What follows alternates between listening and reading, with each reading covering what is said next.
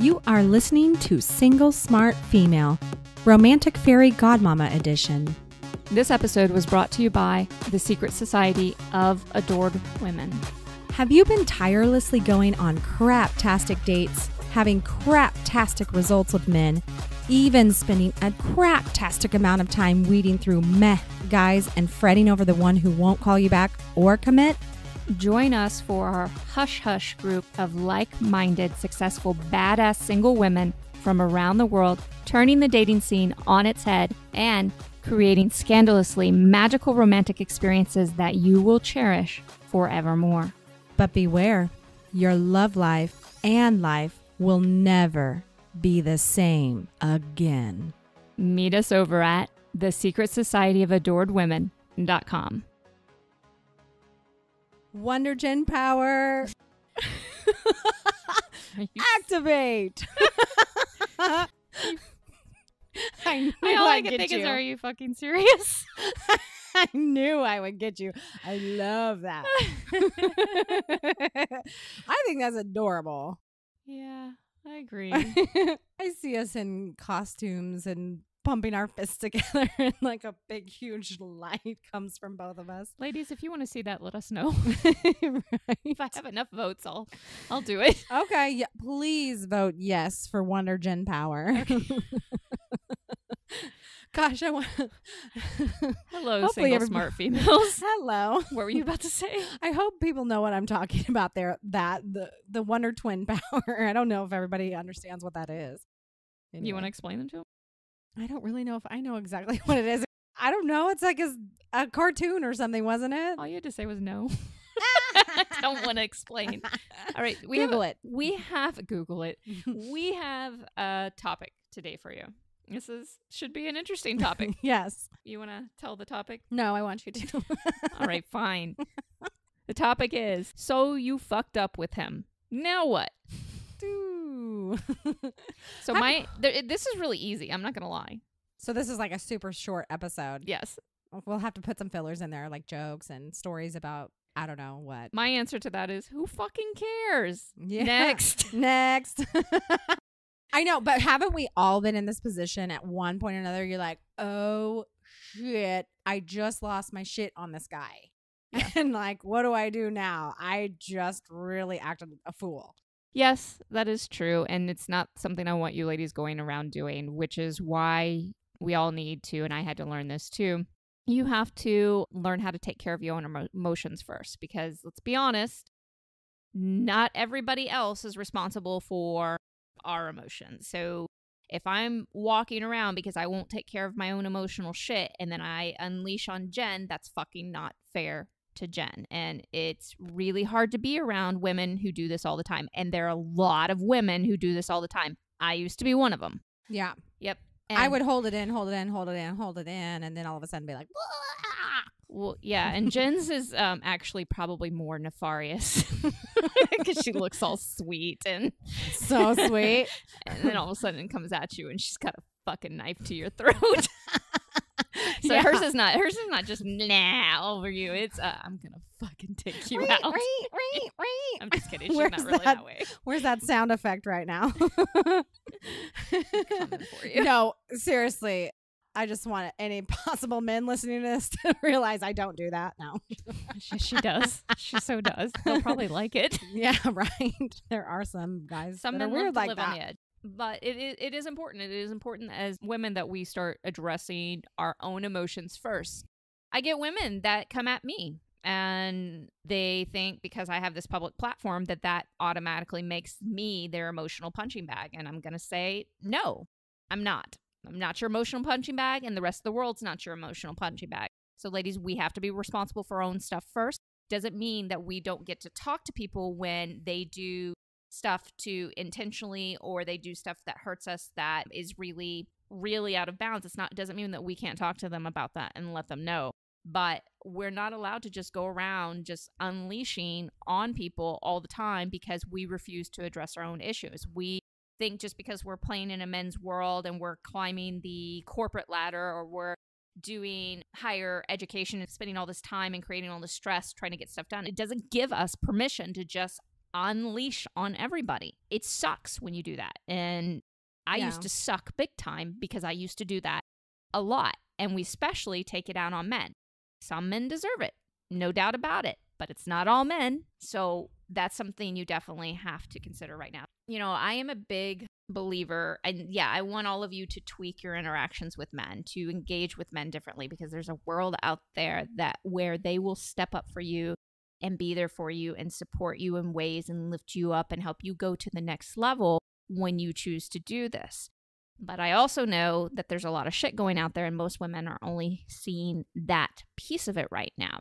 So if you come back to this piece and you learn to engage with men and even women, society in general, differently, and not be passive aggressive, to learn how to ask for what you want, what you need, do it a lot of times in a fun way. And then if that doesn't work, you go to the just very fucking direct way.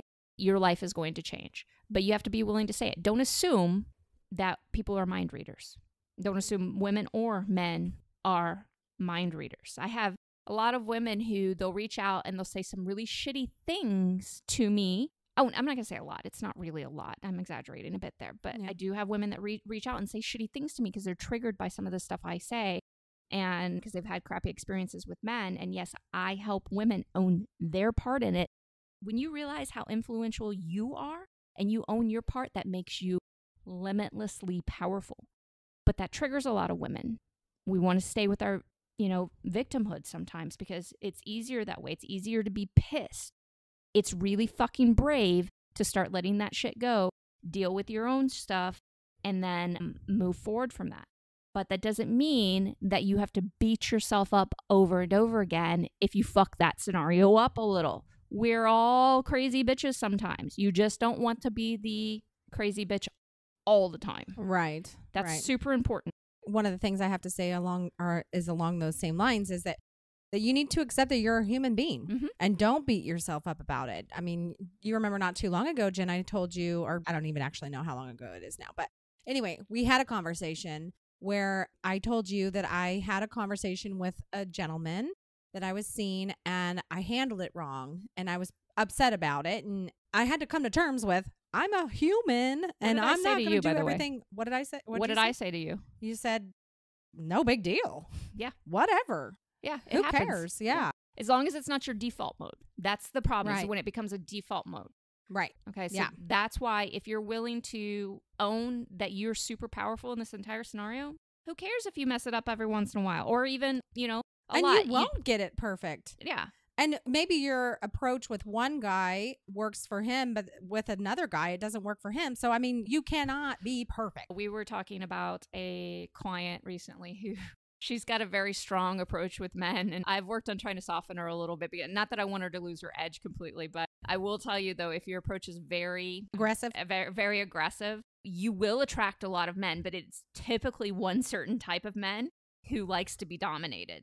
And so and if you're a woman who likes to dominate sometimes but likes to be dominated as well, and I'm not talking just sexually, ladies, I'm talking, energetically, and you want somebody who sometimes will take the reins, if you're always the one who is always the aggressor, it's unlikely you're going to find in that scenario, you're going to attract the man who likes that you do that to him, but he's not going to be very willing to step into that role for you because he's more comfortable on that. So be very careful if you use that. Make sure you still learn the softness side and you can have interactions between both sides so that you can attract both sides as well. You're more than welcome to be aggressive. I want you to be aggressive when you want to be aggressive. If that feels good to you, if that's a turn on to you, great. Just don't let that be your default mode all the time because there's femininity and there's softness, and aggression can be very feminine. So I don't want to confuse anybody, but there's also softness to femininity and vulnerability and all kinds of things that we help you work on.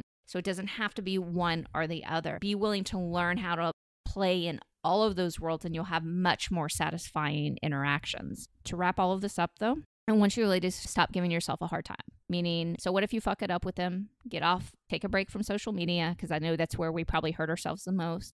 Let him, have his moment. Give him a little bit of space. It is absolutely okay. Sometimes if you really fuck up bad, like you do something that's super awful, let's say you say some mean ass shit to a guy, you should apologize for that. Yes. Okay? But you shouldn't drink the bath water because, or grovel or No, you don't need to grovel. throw You need yourself to down on the floor. collect yourself and say, you know what? I don't like that I just said that. In fact, I'm pretty ashamed that I did, but I want you to know I sincerely apologize. By the way, I've done that many times with my husband, many times. But what I don't do is grovel. I collect myself and I sincerely apologize and I leave it at that. I don't keep pushing him on it. I give him his space to accept my apology, and he always has.